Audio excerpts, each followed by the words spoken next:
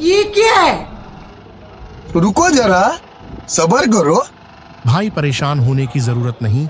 ये तेल को साफ करने वाली फिल्टर मशीन हियास में हर किस्म का तेल को साफ किया जा सकता है और फिर खाने के लिए इस्तेमाल किया जाता है। करतन नहीं आएगी, स्मेल नहीं आएगी, आवाज नहीं आएगी, तेल बिल्कुल वीआईपी मशीन का। मशीन की गल कर रहा मैं, मेरे वाल कीता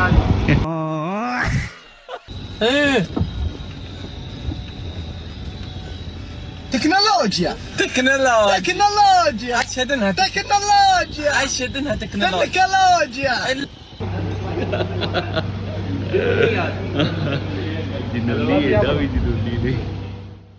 अगर आप भी ये मशीन खरीदना चाहते हैं तो हमारे दिए गए नंबर पर राबिता करें। सर